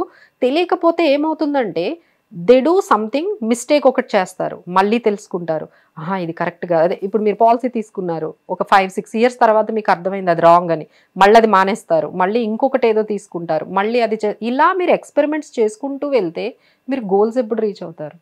So it take lot of time, efforts and waste of time, waste of your money. ఇట్లా ఏవేవో ఎవరెవరో ఏదో మీ ఆఫీస్లో ఏదో కొలీగ్ ఏదో చెప్తారు, అందులో ఏదో స్కీమ్ కడతారు, మళ్ళీ ఇంకెక్కడో ఏదో చదువుతారు, మళ్ళీ అందులో ఎంటర్ అవుతూ ఉంటారు. ఇలా ఒకరి మాట ఒకరు విని చేసే పని చిట్లు కడుతూ ఉంటారు. అవునండి. అసలు అది ఎంతవరకు కరెక్ట్ మేడం? ఎందుకంటే కాలనీలో లేదంటే పల్లెటూరులో మనం చూస్తూ, పల్లెటూరులో ఏంటంటే ఈవెన్ మా గేటెడ్ కమ్యూనిటీలో కూడా ఉన్నాయి. ఎగ్జాక్ట్లీ. సో కొంతమంది 5,000 కడతారు, కొంతమంది 10,000, 20,000 కట్టే వాళ్ళు కూడా ఉన్నారు. సో ఇవి ఎంతవరకు కరెక్ట్? చిట్స్ అనేది అంటే రియల్, దాంట్లో మోసాలు ఎక్కువ జరుగుతాయా? అసలు అది చేయొచ్చా? ఇన్వెస్ట్మెంట్ పర్పస్ కింద యూజ్ చేసుకోవచ్చా? ఫస్ట్ థింగ్ ఏంటంటే మనం ఎవరైనా ఇన్వెస్ట్మెంట్స్ చేసే దేనికోసం, రిటర్న్స్ కోసమే చేస్తారు. అసలు చిట్స్ లో ఎంత రిటర్న్స్ వస్తాయని మీ ఎక్స్పెక్టేషన్, ఎంత పర్సంటేజ్ రిటర్న్స్ వస్తాయని మీ ఎక్స్పెక్టేషన్. సో ఎవరికి ఆ క్యాలిక్యులేషన్స్ ఎంతమందికి తెలుసు? So very less people do the calculation. మనకి ఎంత కడుతున్నాము, మనకి ఎంత అది దాని దగ్గర నుంచి మనకి రిటర్న్స్ వస్తున్నాయి. ఇంకోటి ఏంటంటే మనకి ఎప్పుడు కావాలంటే అప్పుడు వచ్చేది కూడా కాదు, అంత లిక్విడిటీ ఉండదు. మనకి ఎప్పుడైనా అవసరమైంది అర్జెంటుగా కావాలి అంటే ఒక 1-10 డేస్లో కావాలి అంటే కూడా వచ్చేది కాదు, అంత లిక్విడిటీ ఉండదు. ఇంకోటి మీరు అన్నట్టుగా మోసాలు కూడా బాగా జరుగుతున్నాయి. సడన్ గా వాళ్ళంతా అంటే వాళ్ళు చేతులు ఎత్తేసి ఇంకా వాళ్ళ డబ్బులన్నీ వీళ్ళ దగ్గర ఇరుక్కుపోతాయి కదా. సో ఇన్ని ప్రాబ్లమ్స్ అవసరమా? సో మనకేంటంటే ఇలా చిట్టు కట్టే బదులు మేమందరం ఎడ్యుకేట్ చేసేది ఏంటంటే SIP అంటాం. అంటే మ్యూచువల్ ఫండ్స్ లో ఎవ్రీ మంత్ మీరు చిట్టుకి ఏదైతే 5,000 కడుతున్నారో, ఎగ్జాంపుల్ మీరు 10,000 చిట్టు కడుతున్నారు అనుకోండి, ట్రై ఇక్కడ 5,000 కట్టి చూడండి. అంటే నాకు ఈ కాన్సెప్ట్ కూడా అర్థం కాలేదు. అంటే మ్యూచువల్ ఫండ్స్ ఇన్వెస్ట్మెంట్కి వచ్చేసరికి మ్యూచువల్ ఫండ్స్ గురించి ఫస్ట్ మాట్లాడుతూ ఉంటారు. అసలు మ్యూచువల్ ఫండ్స్ లో ఎలా ఇన్వెస్ట్ చేయాలి, మ్యూచువల్ ఫండ్స్ లో కూడా ఇన్వెస్ట్మెంట్ కి డిఫరెంట్ టైప్స్ ఏమైనా ఉంటాయా? సో దాని గురించి కొంచెం చెప్తారు. డెఫినెట్లీ అండి. సో మ్యూచువల్ ఫండ్ ఏంటంటే ఇప్పుడు నా దగ్గర ఒక 5,000 ఉన్నాయి, లేకపోతే 2,000 ఉన్నాయి అనుకోండి, నేను ఎన్ని షేర్స్ కొనగలను, ఎన్ని స్టాక్స్ కొనగలను? ఇప్పుడు రిలయన్సే, నాకు రిలయన్స్ అంటే నాకు అవగాహన లేదనుకోండి, దేని మీద ఇన్వెస్ట్ చేయాలి, TCS నేను ఒక షేర్ కొనాలి, ఇలా కాకుండా మ్యూచువల్ ఫండ్ అనుకోండి, కలెక్టివ్ గా ఏం చేస్తారంటే వాళ్ళు అందరి దగ్గర మనీ కలెక్ట్ చేసుకుంటారు. అంటే మీ దగ్గర 5,000, నా దగ్గర 10,000, ఇలా అందరి దగ్గర ఒక 10,000 crores కలెక్ట్ చేస్తారు. ఒక స్కీమ్ కలెక్ట్ చేసి ఆ అమౌంట్ ని అన్ని స్టాక్స్ లో పెడతారు. Now your 3,000 has invested in almost 30 companies. అసలు ఈ 3,000 తో మీరు 30 కంపెనీ షేర్లు కొనగలరా? కొనలేరు. ఫస్ట్ థింగ్, మీకు అసలు అంత నాలెడ్జ్ ఉందా? లేదు. మీకు అంత ఎక్స్పీరియన్స్ ఉందా? లేదు. సో ఇవన్నీ మీకు తెలియవు కాబట్టి ఫండ్ మేనేజర్ ఏం చేస్తారంటే మీ మనీని ఆయన మేనేజ్ చేస్తారు. That's how mutual funds have become very very popular. Because ఎవరికైతే టైం లేదో, ఎక్స్పీరియన్స్ లేదో, నాలెడ్జ్ లేదు, అలానే లక్షల అమౌంట్ పెట్టలేని వాళ్ళందరూ కూడా ఈ మ్యూచువల్ ఫండ్స్ లోకి ఈజీగా వచ్చేయచ్చు. అంటే ఇప్పుడు ఇది ఇండివిజువల్ మనీ కాదు, ఇది చాలా మంది కలెక్టివ్ మనీ. సో ఒకవేళ మన మనీ ఎక్కడైనా మధ్యలో ఆగిపోయే ఛాన్సెస్ ఏమైనా ఉంటాయా? అలా లేదు, గ్యారంటీయా? యా, ఎందుకంటే ఇప్పుడు రిలయన్స్ అనేది ఈ రోజు క్లోజ్ అయిపోతుందా? లేదు. HDFC బ్యాంక్, సో వాళ్ళని చూసే పెడతారు అనమాట. పెద్ద కంపెనీల్లోనే ఉంటాయి కదండి మన మనీ అంతా. ICICI bank, TCS, Infosys, HDFC, let's say example ఇప్పుడు వీళ్ళు 30 కంపెనీల్లో పెట్టారు అనుకోండి, మేబీ 2-3 కంపెనీలు ఫెయిల్ అయినా మిగతావన్నీ ఉన్నాయి కదా. So finally you will get your money get saved because you are not kept entire money in one single company. మనం ఒక్క సింగిల్ కంపెనీలో అయితే పెట్టలేదు, ఒక 30 కంపెనీల్లో పెట్టాము. 30లో మేబీ డెఫినెట్లీ అన్ని మనం కరెక్ట్ అవుతాయని చెప్పలేము. ఒక 2 కంపెనీస్ ఫెయిల్ అయ్యాయి, but rest of the companies have given good returns. So this is called diversification అంటాం అనమాట దీన్ని. Mutual funds comes with a diversification అనే ఒక కాన్సెప్ట్తో వస్తుంది. సో దట్ మేము ఆ రిస్క్ అనేది కొంచెం అది మేనేజ్ చేస్తుంది. బట్ మ్యూచువల్ ఫండ్స్ లోకి వచ్చే వాళ్ళకి మేము ఇచ్చే సలహా ఏంటంటే ఇలా పెట్టి అలా తీసేయడానికి కాదండి. You have to stay for at least 3 to 5 years. మేము ఇన్వెస్ట్ చేసి ఉండగలము అంటేనే రావాలి.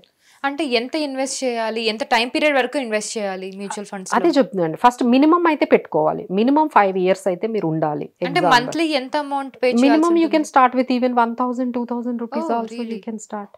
సో అదే నేను చెప్తున్నాను, మీరు చిట్టు కట్టేటప్పుడు అక్కడ ఒక 2 చిట్లు వేసారనుకోండి, ఒకటి ఇటు పెట్టి చూడండి. యూ విల్ ఎక్స్పీరియన్స్ కదా, you will experience first thing. అసలు మనం ఏమి స్టార్ట్ చేయకుండా ఇలా డౌట్ తోనే ఉండిపోయాం అనుకోండి, ఎప్పటికీ మనకి ఏంటంటే కొన్ని చదివితే కాదు, కొంచెం ఎక్స్పీరియన్స్ చేస్తే then you will understand. That's what we are here as a financial planners. మేము అందరము ఉన్నాము. So every day we get many clients మా దగ్గరకు వచ్చి మాట్లాడుతూ ఉంటారు, వాళ్ళ డౌట్స్ క్లియర్ చేసుకుంటారు, వాళ్ళ ఇన్వెస్ట్మెంట్స్ అన్నీ కూడా మేము మేనేజ్ చేస్తాము.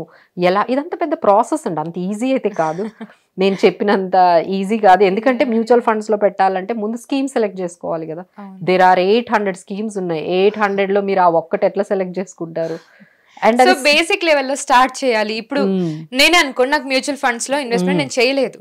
ఇప్పుడు నాకు ఒక ఫర్ సపోజ్ 50 or 60 అనుకోండి, నేను ఇన్వెస్ట్ చేయాలనుకున్నా, నాకు ఏ స్కీమ్ సజెస్ట్ చేస్తారు మీరు? సో డెఫినెట్లీ మీకేంటంటే ఇప్పుడు ఎగ్జాంపుల్ మీరు ఒక 5,000 పెట్టాలి, లేదు ఒక 10,000 పెట్టాలి. మేడం నేను ఎవ్రీ మంత్ 10,000 సేవ్ చేయగలను అంటే మేము ఏం చేస్తామంటే ఆ 10,000ని విల్ బ్రేక్ ఇంటూ 3 schemes. ఒక 3-4 schemes లాగా బ్రేక్ చేస్తాం, ఎందుకంటే అన్ని ఒకే స్కీమ్ లో పెట్టాం. సో అందులో ఏం చేస్తామంటే మళ్ళీ ఆ స్కీమ్స్లోని మీకు ఒక లార్జ్ క్యాప్ అని, ఒక మిడ్ క్యాప్ అని, ఒక స్మాల్ క్యాప్ అని, మీకున్న టైం పీరియడ్ బట్టి, మీకున్న రిస్క్ టేకింగ్ ఎబిలిటీ, మీ గోల్ బట్టి మేము ఏం చేస్తామంటే దాన్ని 3 schemes సెలెక్ట్ చేస్తాం.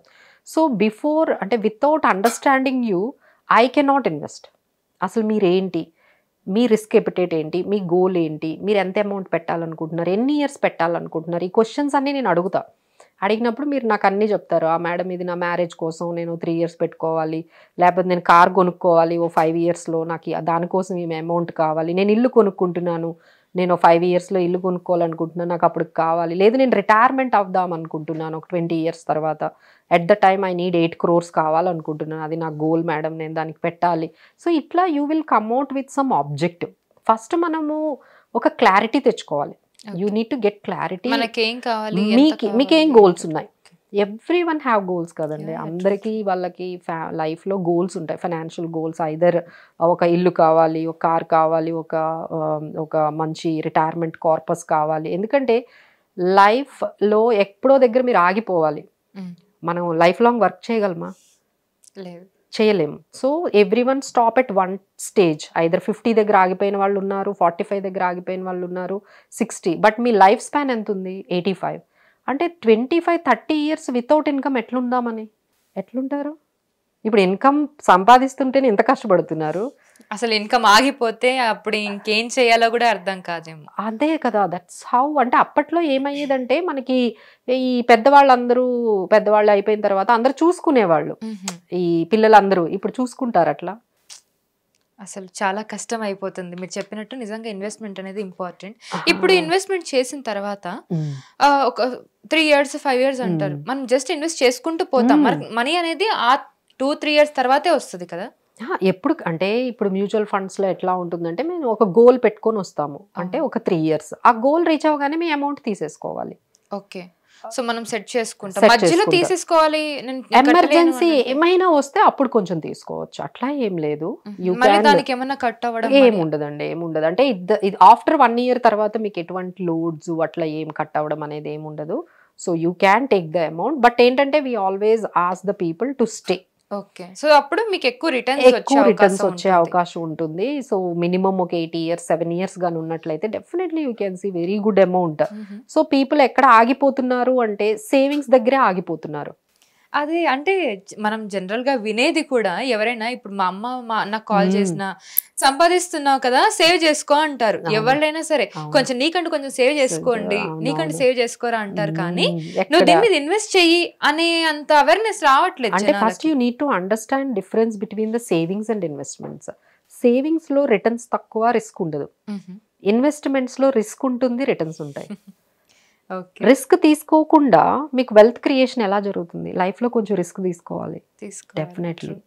ఆ రిస్క్ తీసుకునే దానికి క్యాలిక్యులేటివ్ ఉండాలి, క్యాలిక్యులేటెడ్ రిస్క్ తీసుకోవాలి. లేదు అంటే మాలాంటి ఒక ఫైనాన్షియల్ ప్లానర్ని అప్రోచ్ అయ్యి మాకేమీ తెలియదు మేడం మీరు చేసి పెట్టండి అని చెప్పైనా మీకు ఆ తెలివితేటలైనా ఉండి అక్కడికి వెళ్ళి అప్రోచ్ అయ్యి ఆ ప్రొఫెషనల్స్ చెప్పినట్టుగా మీరు ఇన్వెస్ట్మెంట్ అయినా చేయాలి. So either 2 ways. Either you do it on your own if you know everything. But అన్ని తెలియడం అనేది చాలా కష్టము. సో అందుకని ఇది సముద్రంలా అనిపిస్తుంది ఫినాన్షియల్ ఆస్పెక్ట్ వచ్చేసరికి. Many things in this, liabilities ఉన్నాయి, అసెట్స్ ఉన్నాయి, చాలా ఉన్నాయి. ఎందుకంటే మేము దీన్ని 5 గా బ్రేక్ చేయొచ్చండి. రిస్క్ మేనేజ్మెంట్ అంటాం, అంటే మన లైఫ్ కానీ హెల్త్ కానీ జాబ్ పోవడం ఇవన్నీ రిస్క్ మేనేజ్మెంట్. ఆ తర్వాత ఇన్వెస్ట్మెంట్స్ అంటారు, అంటే గోల్స్. మీరు మీ పిల్లల కోసమో లేకపోతే మీ రిటైర్మెంట్ కోసమో. ఆ తర్వాత ట్యాక్స్ ప్లానింగ్ కూడా ఇంపార్టెంట్, అది చేసుకోవాలి. ఆ తర్వాత మనము రిటైర్మెంట్ ప్లానింగ్ చేసుకోవాలి. So many aspects will be there. So ఒకదానికి మళ్ళీ కనెక్షన్ ఉంటుంది. Everything will get connected. అంటే ఒకటి మనం కనెక్ట్ అవుతూ ముందుకు వెళ్తూ ఉంటే then definitely you can reach your goals. Okay ma'am, ఇందాక మీరు మాట్లాడుతున్నప్పుడు ఎస్ఐపి అన్నారు. So are they both same mutual funds and SIP? Yeah mutual funds లో ఇప్పుడు మీ దగ్గర ఒక 1 lakh ఉన్నాయి అనుకోండి, 1 lakh పెట్టేస్తే దాన్ని లంసమ్ అంటాం. అలా కాకుండా మేడం నా దగ్గర 1 lakh లేదు, ఎవ్రీ మంత్ నేను 2-3,000 పెడతాను. ఎప్పుడైతే మనం మంత్లీ ఇంత అమౌంట్ నేను సేవ్ చేస్తున్నానంటే దాన్ని సిస్టమాటిక్ ఇన్వెస్ట్మెంట్ ప్లాన్ అంటాం, దాన్ని ఎస్ఐపి అంటాం. So many people can do it కదా. అవును, 1 lakh అంటే 50,000 అంటే ఎవరు తేలేరు, కానీ 2,000 అంటే every month anyone can do it. అది ఎంత సిస్టమాటిక్ గా ఉంటుందంటే ఇప్పుడు మిమ్మల్ని సేవ్ చేయమన్నాను అనుకోండి, మీరు చేయగలుగుతారా? ఏదో ఒకటి మీరు చేయలేరు. కానీ శాలరీ పడగానే సెకండ్ డేనే ఆ 2,000 వెళ్ళిపోతే బాగుంటుంది. అంటే మనకు తెలియదు, అదొక బర్డన్ లో కూడా అనిపించదు అది. సో అదేంటంటే ఆటోమేటిక్ గా మీకు ఆ 2,000 ఎవ్రీ టైం సేవ్ అయిపోతుంది కదా. సో మనం సేవ్ చేయాలంటే ఎప్పటికీ కాదండి. ఎవ్రీ టైం మీరు చెప్పినట్టుగా ఈ ఖర్చులకి కానీ సేవింగ్స్కి కానీ మన వల్ల కాదు. అందుకనే మనం ఏం చేయాలంటే ఆటో డెబిట్ పెట్టేయాలి. ట్రూ. ఇందాక మీరు అన్నారు కదా లంసమ్ అమౌంట్ అని. సో ఈ ఎస్ఐపి బెటరా, లంసమ్ అమౌంట్ ఇన్వెస్ట్ చేయడం బెటరా? అంటే ఎస్ఐపిఏ బెటర్ ఎక్కువ అని చెప్తామండి. ఎందుకంటే మనం ఒకేసారి ఇప్పుడు మార్కెట్స్ ఉన్నాయి, హైలో ఉన్నాయి అనుకోండి, మీరు ఒకేసారి లంసం పెడితే అది కొంచెం తగ్గిపోతుంది. అదే ఎస్ఐపి అంటే ఎవ్రీ మంత్ పెడతారు కదా. అవును. ఎవ్రీ మంత్ పెట్టేటప్పుడు ఏమవుతుందంటే మార్కెట్స్లో ఎంత అప్స్ అండ్ డౌన్స్ వచ్చినా మీకు ఆన్ అన్ యావరేజ్ మంచి రిటర్న్స్ వస్తాయి. ఓకే. సో కొంతమంది ట్రేడింగ్ అంటూ ఉంటారు కదా. సో ట్రేడింగ్లో కూడా మళ్ళీ స్టాక్ మార్కెట్ ట్రేడింగ్ అంటారు, దాంట్లో కూడా టైప్స్ ఉంటాయని అంటూ ఉంటారు. అవునవును. సో ఈ ట్రేడింగ్ ఆస్పెక్ట్ ఎలా ఉంటుంది మ్యామ్? దీంట్లో కూడా ఇన్వెస్ట్మెంట్ ఉంటుందా? ట్రేడింగ్ అనేది ఇట్స్ స్పెక్యులేషన్. Okay. ఎవరికైతే ఈజీ మనీ కావాలి నాకు అంటే ఇప్పుడు నేను చెప్పిందంట 8 years 7 years మేడం మాకు అంత ఓపిక లేదు, వి ఈ కాంట్ అంత healthy investment and healthy returns అన్నట్ట. అంతే కదా. So Okay. దానికి అంత పేషెన్స్ కావాలి. Okay. ఇన్వెస్ట్మెంట్స్ అంటేనే పేషెన్స్ కావాలండి. Okay. సో మీరు వెల్త్ క్రియేట్ చేయగలిగారు అంటే మీకు పేషెన్స్ ఉంటేనే క్రియేట్ చేయగలరు. అంటే మన యాటిట్యూడ్ ఎట్లా ఉంటుందంటే మీకు గోల్డ్ కొన్నారనుకోండి అమ్ముతారా? మీరు ఒక ప్లాట్ కొంటే అమ్ముతారా అంత ఈజీగా? చాలా ఆలోచిస్తాం. అది చాలా నెక్ టు ఆలోచిస్తాం. నెక్ ఇంకా తప్పదు అనే అదే కదా. సిచువేషన్ వస్తేనే బట్ అమ్ముతారు మనం ఏదైనా స్టాక్స్ వచ్చేటప్పటికి అలా ఆలోచిస్తామా? యా మేబీ అదే రోజు కొని అదే రోజు అమ్మే సిచువేషన్స్ ఉంటాయి. అదనమాట. So the attitude towards what we are showing to the other asset classes, equity shares కి ఈ స్టాక్స్ వచ్చేటప్పటికి మన యాటిట్యూడ్ అట్లా ఉండదు. ఓకే. దాన్ని ఏంటంటే కొనేయటము అమ్మడము కొనడము అమ్మడం ఇట్లా దీన్ని మనం ట్రేడింగ్ అంటాం అనమాట. బట్ ఈక్విటీ అంటే షేర్స్ ని కూడా ఒక అసెట్ లాగా చూస్తే అది మనకి వెల్త్ క్రియేషన్ ఇస్తుంది. అదే షేర్ ని మీరు ఒక స్పెక్యులేషన్ లాగా అంటే gambling. Okay. It's just like gambling. ఇది పెరుగుతుంది అని చెప్పి కొంటారు, మళ్ళీ అది పెరగలేదంటే లాస్ ఇట్ అవుతారు. డిపెండ్స్ అంటారా? అంటే దాంట్లో ఇన్వెస్ట్మెంట్ కూడా చేయొచ్చు, చేసే స్కోప్ లేదా ట్రేడింగ్ లో? ట్రేడింగ్ అనేది స్పెక్యులేషన్ అండి. మరి స్టాక్ మార్కెట్ ఇన్వెస్ట్మెంట్ అంటూ ఉంటారు. స్టాక్ అంటే అదే చెప్తున్నాను కదా, ఇప్పుడు ఒక రిలయన్స్ షేర్ ఉంది, లేదు ఒక టీసీఎస్ షేర్ ఉంది, అది నేను కొని 1 year పెడితే దాన్ని ఇన్వెస్ట్మెంట్ అంటాం. ఓకే. అదే రోజు కొని అదే రోజు అమ్మేస్తే okay, it's trading. It's a trading. But stock అయితే అదే కదా, టీసీఎస్ అది టీసీఎస్ ఇది TCS. But this I'm keeping it for my wealth creation. But this is I'm creating for the short term money. నేను ఈ రోజే ఒక 5,000 సంపాదించేయాలి, లేకపోతే ఒక 10,000 సంపాదించేయాలి, అట్లాంటి యాటిట్యూడ్తో ఎక్కువగా వస్తూ ఉన్నారండి. Especially younger generation in the age group of 30 and I నుంచి. ఆల్సో హర్డ్ దట్ ట్రేడింగ్ చేయాలి అని అనుకుంటే 1,000 2,000 తో కూడా ట్రేడింగ్ స్టార్ట్ చేయొచ్చు అని. And there are many apps కదా ఇప్పుడు, అవును ట్రేడింగ్ యాప్స్ ఉన్నాయి, ప్రమోట్ చేస్తున్నారు. అండ్ కంపెనీస్ కూడా ఉన్నాయి, కంపెనీస్ పెట్టేసి వాళ్ళు ప్రమోట్ చేస్తూ ఉండడం ట్రేడింగ్ ని. So what do you want talk about this promotion? So వీళ్ళు ఏం చేస్తారంటే ముందు మిమ్మల్ని 10,000 నుంచి స్టార్ట్ చేస్తారు. 10,000 ఇవ్వండి, 10,000 ఇన్వెస్ట్ చేయండి, మీకు 3 months లో 20,000 అవుతుంది అంటారు. Okay. You will get attracted. Okay 10,000 3 months లో 20,000 అవుతుంది అనగానే మీరు వాళ్ళకి మనీ అనేది ఇస్తారు. ఆ తర్వాత నిజంగానే బై గాడ్స్ గ్రేస్ మీకు 20,000 అయింది. ఈసారి మీరు ఏం చేస్తారు, వాళ్ళు 1 lakh ఇస్తారు. 1 lakh ఇచ్చిన తర్వాత again you expect the same returns. ఆ తర్వాత మీకు ఒక్కసారి అలా మీకు అలవాటు అయిపోయిన తర్వాత then it will your investment begins at 10 lakhs. ఒకసారి ఆ 10 lakhs జీరో అయిపోతుంది. అంటే ఇంకా అది ఇన్వెస్ట్మెంట్ జీరో ఎలా అవుతుంది? అదే దట్స్ వాట్ ట్రేడింగ్ అట్లనే కదండి. ట్రేడింగ్ లో ఎప్పుడు వస్తాయో ఎప్పుడు వెళ్ళిపోతాయో తెలియదు కదా. సో సమ్వన్ ఈస్ డూయింగ్ అంటే we will be getting attracted to it. అంటే ఆబ్వియస్లీ 10,000 పెట్టినప్పుడు 20,000 వచ్చింది, 20,000 పెడితే 1 lakh వస్తుంది. వచ్చింది. దీస్ ఆర్ ఆల్ స్కామ్స్ అండి. అంటే ఇప్పుడు in the name of trading real గా మిమ్మల్ని ట్రేడింగ్ వైపు తీసుకెళ్లేది మేబీ ఒక 10% అయితే మిగతా 90% ఆర్ ఆల్ జస్ట్ స్కామ్స్. మిమ్మల్ని అందులోకి నెమ్మదిగా తక్కువ అమౌంట్ అయితే మీరు ఎంటర్ అయిపోతారు కదా. సో నెమ్మదిగా అమౌంట్ని పెంచుతూ పెంచుతూ ఒక్కసారి మీరు అమౌంట్ పెంచిన తర్వాత then immediately that will get down to, అప్పుడు కానీ మీకు అర్థం కాదు మనం మోసపోయాము అనేది. So we always say that don't go to the trading. Trading అనేది అసలు అంత మంచిది కాదు ఫర్ ద పర్సనల్ ఫైనాన్సెస్కి. చాలామంది మేము ఎగ్జాంపుల్స్ చూసామండి. ఒక వైఫే మా దగ్గర ఒక కన్సల్టేషన్ తీసుకుంది, వాళ్ళ హస్బెండ్ని ట్రేడింగ్ చేయకుండా ఎలా ఆపాలి అని. Daily he does the trading, daily he losses 3,000. Daily 3,000 2,000 పోగొట్టుకుంటే ఆయనకు శాలరీ ఎంత రావాలి? ఆబ్వియస్లీ మోర్ దాన్ 1.5 lakh వచ్చింది వచ్చినట్టు పోతూ ఉంటుంది. సో అదేమవుతుందంటే ట్రేడింగ్ అనేది ఫస్ట్ ఎట్లా ఉంటుందంటే జస్ట్ ఏదో ఎక్సైట్మెంట్ తో స్టార్ట్ అవుతుంది, అది కూడా ఒక డ్రగ్ లాగా ఎడిక్షన్ లోకి వెళ్ళిపోతారు.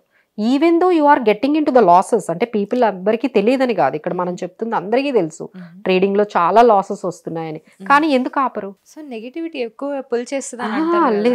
That is called addiction. అయిపోయారు మీరు.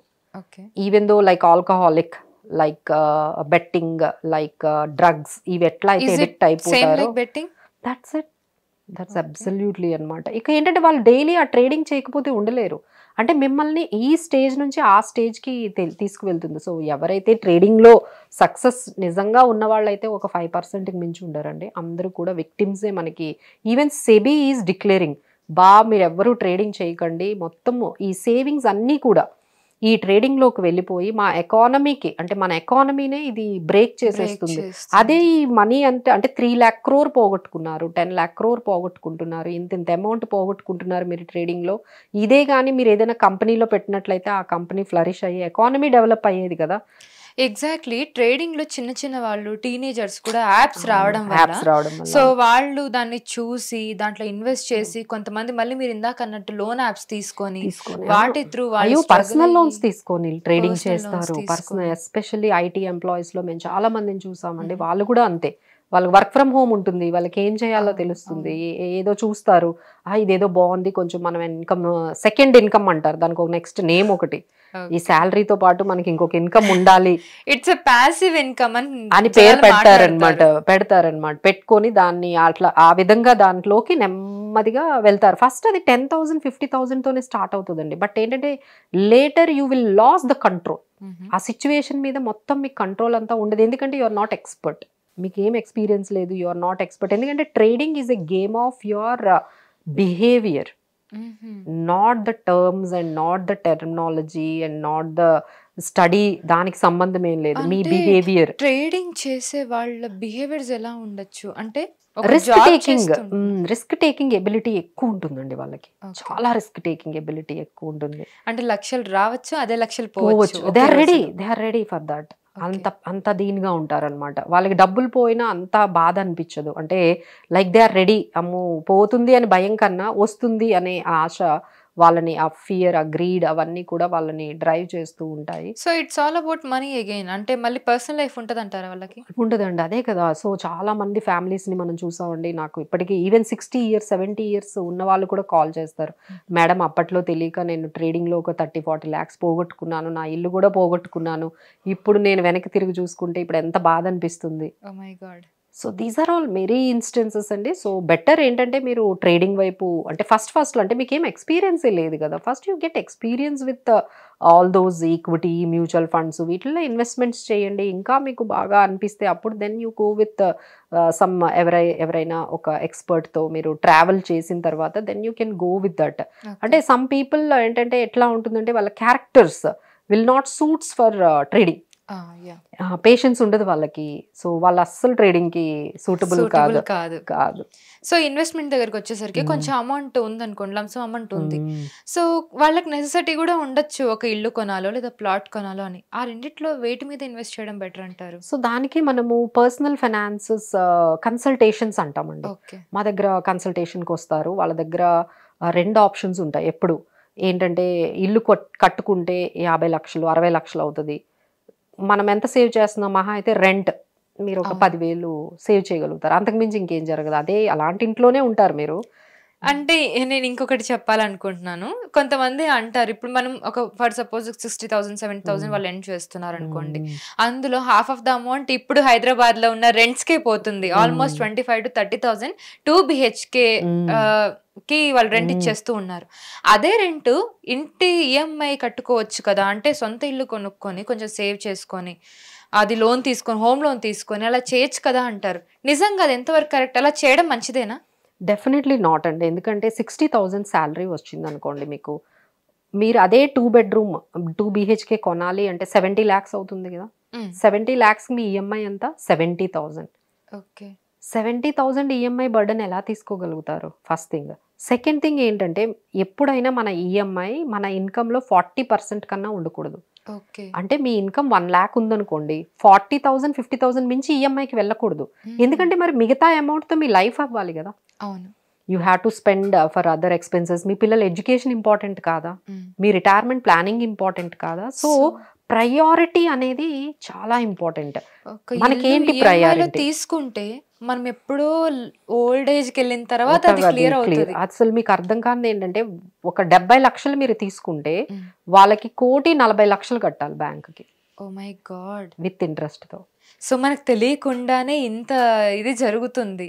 సో ఈఎంఐస్ని ఎలా ఆపొచ్చు తొందరలో? అంటే ఇప్పుడు ఒక ఎక్విప్మెంట్ కొన్నారు, లేదంటే ఏదైనా కొన్నారు, దాన్ని ఈఎంఐ పెద్ద ఎక్విప్మెంట్ అని అనకూడదు, మేబీ ఇల్లు ఓకే, ఇల్లు లేదా కారు, ఈ ఎంఐస్ నుండి ఎలా గెట్ రిడ్ అవ్వాలి? ఓకే. సో చాలా మంది ఏంటంటే వాళ్ళ ఏజ్ ఏమో 45-50 ఉంటుంది, అక్కడ నుంచి ఇంకో 20 years ఈఎంఐ ఉంటుంది. అసలు మీరు రిటైర్మెంట్ అయిన తర్వాత ఎక్కడి నుంచి కడదామని, అదేం సార్ ఈ ఏజ్ లో ఎందుకు తీసుకున్నారు లోన్ అని అదే క్వశ్చన్ అడుగుతాం మేము అనమాట. సో దానికి ఏంటంటే we have to plan in a such a way. So మన ఈఎంఐస్ అన్నీ కూడా మీ రిటైర్మెంట్ 5 years లోపే అయిపోవాలి. అంటే మీ రిటైర్మెంట్ ఒక 50 years పెట్టుకుంటే మీ లోన్స్ అన్నీ కూడా 45 కల్లా క్లోజ్ అయిపోవాలి. That is how we need to plan the EMIs అనమాట. ఇలా ఈఎంఐస్ నుంచి మనం బయటకు వచ్చేయాలి అంటే ఈఎంఐ ఎవ్రీ ఇయర్ పెంచుకోవాలండి. మీ ఇన్కమ్ పెరుగుతుంది అనుకోండి, ఈఎంఐ పెంచాలి. అంటే example you started with 20,000 EMI అనుకోండి, నెమ్మదిగా ఒక 22,000 23,000 ఈఎంఐ చేస్తే మీరు తొందరగా మీకు నంబర్ ఆఫ్ ఇయర్స్ తగ్గిపోతాయి. తర్వాత మనకి ఏమైనా బోనస్ వచ్చినా లేదు కొంత అమౌంట్ ఒక 2 lakhs ప్రీపేమెంట్, ఇంత అమౌంట్ నువ్వు ఈఎంఐ పే చేయాలి అని ఉన్నప్పుడు మనం ఎక్స్ట్రాగా కూడా పే చేయొచ్చు. డెఫినెట్లీ బ్యాంక్ కి వెళ్తే ప్రీపేమెంట్ చేయొచ్చు కదా, ఒక 1 lakh ఉంటే పే చేయొచ్చు, 50,000 ఉంటే పే చేయొచ్చు. మీరు ఇలా అప్పుడప్పుడు కొంచెం పే చేస్తూ ఉన్నారనుకోండి, చాలా వరకు మీకు నంబర్ ఆఫ్ ఇయర్స్ 20 నుంచి 15 years లోనే కంప్లీట్. అంటే ఇయర్స్ తగ్గుతుంది, అమౌంట్ కూడా తగ్గే ఛాన్స్ ఏమైనా ఉంటుందా? తగ్గినట్టే కదా మరి, అన్ని ఇయర్స్ మీకు సేవ్ అవుతుంది కదా. 5 years ఈఎంఐ మీకు సేవ్ అవ్వట్లేదా? So lot of amount you can save. అదే మేము చెప్తాం అనమాట, ఎంతైనా తొందరగానే మీరు ఈఎంఐస్ ప్లాన్ చేసుకోండి, ప్రీపేమెంట్ ఏదైనా ఉంటే కొంచెం చేసుకోండి అనే చెప్తాను. ఎందుకంటే ఇప్పుడు ఇంట్రెస్ట్ రేట్స్ బాగా ఎక్కువ ఉన్నాయి. అప్పట్లో మనకి 6%, 7% ఉన్నాయి, ఇప్పుడు 9%, 10% ఉన్నాయి. సో అదే చెప్తున్నాను కదా, 70 లక్షలు తీసుకుంటే మీరు 1,50,00,000 బ్యాంక్ కట్టాలి. దానికన్నా ఒక రెంట్లో ఉంటే సరిపోతుంది. ఎందుకంటే ఇప్పుడు మీరు మొత్తం అంతా కట్టేసిన తర్వాత ఆ 20 years హౌస్ మీకు నచ్చుతుందా? సో ఒకటే ఇంట్లో ఉండాలి, మరి ఆ ఇల్లు ఎక్కడ ఉంటుందో తెలియదు, మీరు ఎక్కడ సెటిల్ అవుతారో మీకు తెలియదు, మీ పిల్లల ఎడ్యుకేషన్ గురించి కానీ ఇలా అనుకుంటే సొంత ఇంటి కల ఎప్పుడు నెరవేరుతుంది? డెఫినెట్లీ ఏంటంటే మీరు ఎట్లా ప్లాన్ చేసుకోవాలి అంటే లైక్ మీ ఇన్కమ్ కొంత పెరిగేటట్టుగా, తర్వాత మీరు కొంత అమౌంట్ అంటే మొత్తం హోమ్ లోన్కి వెళ్లకుండా మీరు కూడా ఒక 20% కంట్రిబ్యూట్ చేసుకొని ఒక 60-70%, 60% హోమ్ లోన్ తీసుకొని ఇలా మేనేజ్ చేసుకుంటే బాగుంటుంది. మొత్తం 100% హోమ్ లోన్కి వెళ్ళిపోతున్నారు ఇప్పుడు.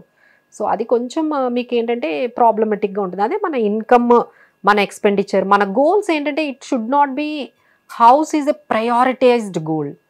హౌస్నే మనం మొత్తం మన లైఫ్ అంతా హౌసే అన్నట్టు పెట్టుకుంటారా?